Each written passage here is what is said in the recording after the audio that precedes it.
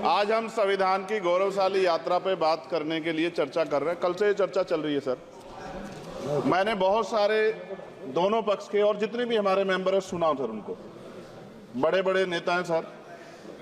इसके भाग 1 में लिखा हुआ है India that is Bharat, Hindustan नहीं लिखा हुआ है सर। लेकिन सारे नेता संविधान पे चर्चा कर रहे हैं लेकिन हिंदुस्तान ही कहेंगे, भारत कहने की हिम्मत नहीं जुटा पा रहे हैं। ये बड़ा सवाल है सर कि क्या संविधान के हिसाब से बात रखी जा रही है। मैं धन्यवाद दूंगा फूले साहब बाबा साहब अम्बेडकर को और मेरे नेता मान्यवर साहब श्री काशीराम को।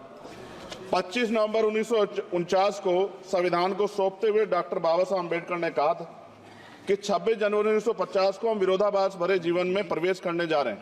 राजनीतिक जीवन में तो हमारे पास समानता होगी, लेकिन सामाजिक और आर्थिक जीवन में असमानता होगी। क्या ये चुनौती आज 73 साल बाद दूर हुई है? भारत ने 26 जनवरी 1950 को संविधान लागू होने के साथ खुद को एक संप्रभु लोकतांत्रिक और गणतांत्रिक राज्य होने का ऐलान किया। लेकिन सर उस समय संविधान की स्थिति ये थी कि जैसे गांव का कोई आदमी, मैं 50 की बात कर रहा हूं, वो 50 साल पहले शहर में आ जाता और बड़े लोगों की महफिल में चला जाता, उस जहां वो खाना खा रहे हो, और वो टेबल पे नैपकिन को खा के जो है ये कहता कि ये तो फीका, क्योंकि वो जानता ही नहीं था, वो समझता नहीं था संविधान को, संविधान है क्या। संविधान उसके लिए महज दस्तावेज था। ये जिम्मेदारी थी राजनीतिक दलों पे कि वो संविधान को व्यवहार में लेके आते। और इसके इतने सारे आर्टिकल हैं, अगर इनको व्यवहार में लाया जाता तो मुझे लगता कि आज देश बहुत बदल गया होता। बाबा साहब ने कहा था कि लोकतंत्र भारतीय भूमि का केवल ऊपरी पोशाक है, उनके अनुसार यहाँ की संस्कृति अनिवार्य तौर पर लोकतांत्रिक है। भारत जैसे गरीब और गैर बराबरी वाले देश में संविधान के जरिए छुआछूत खत्म करना, वंचितों के लिए सकारात्मक उपाय करना, सभी वयस्कों के लिए मतदान का अधिकार देना और सबके लिए सम्मान अधिकार तय करना, ये बहुत बड़ी उपलब्धि थी सर। ये संविधान है कि आप वहां बैठे हैं और मैं यहाँ खड़ा होकर अपनी बात रख रहा हूं, और इस देश में आदिवासी महिला के तौर पे जो है राष्ट्रपति बनी है, और प्राइम मिनिस्टर तो नहीं बना, लेकिन शेड्यूल कास्ट के बड़े नेताओं को भी जो है राष्ट्रपति बनने का मौका मिला। इस संविधान की देन, अगर वोट हम पे नहीं होता तो शायद अमीर और जो राजा महाराजा खुद को मानते हैं हमारी गलियों तक नहीं आ पाते, हमारे हाल नहीं जान पाते। आजादी का मतलब सर सिर्फ अधिकार पाना भर नहीं है, इसके लिए हमारे संविधान में सरकार और नागरिकों के अधिकारों के शासन के कर्तव्यों का विस्तार से उल्लेख किया गया है। बाबा साहब ने संविधान सभा में दिए गए भाषण में कहा था कि स्वतंत्रता आनंद का विषय है, पर अब हमें अपनी जिम्मेदारियों पर भी ध्यान देना होगा। संविधान ने सुनिश्चित किया कि रानी के पेट से राजा जन्म नहीं लेगा, वोट से नेता तैयार होगा। आर्थिक बराबरी के लिए सरकार क्या कर रही है? गरीब और गरीब हो रहा है और अमीर हो रहा है। सुबह उठते कहीं बम की धमकी मिलती, कहीं दंगे की। ये अमृत काल है सर या धमकी काल है? कितना बढ़ रहा है आर्टिकल 15 सर। भारत में आज भी घोड़ी चढ़ने बैठने होती है सर। क्या दलितों को यहाँ भी बोलने का नहीं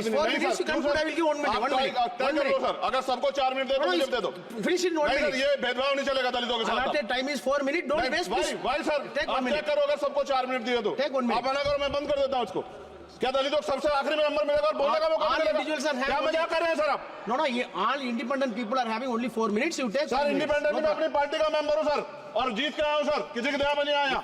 take 1 minute and finish sir. कल भी बोले तो एक दलीय पार्टी के लोग, आप मौका दो सर। मूछे रखने पर हत्या होती है, महिलाओं पे, छोटे मासूम बच्चों पर रेप हिंसा होती है। एनसीआरबी का डाटा देकर डर लगेगा। यही 1 किलोमीटर में संविधान को जला गया, और महाराष्ट्र के परभनी में अभी भी संविधान को नष्ट किया गया, उसकी कॉपी को।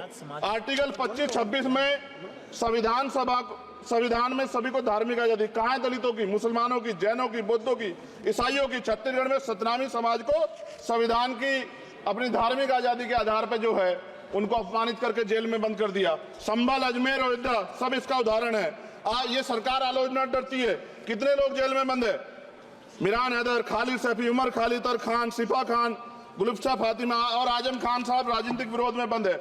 सरकार यहाँ बैठी है, सरकार सामाजिक न्याय की बात करती है। बताए कितने दलित मुख्यमंत्री बना रखे आपने? 13 ज्यादा सरकार स्टेट में सरकार है। कितनी महिला मुख्यमंत्री है? आपकी सरकार ने सुप्रीम कोर्ट के आदेश के बाद रिजर्वेशन प्रमोशन में जारी नहीं किया, और ओबीसी को पॉलिटिकल रिजर्वेशन आप देंगे नहीं देंगे, आप बताने का काम करें।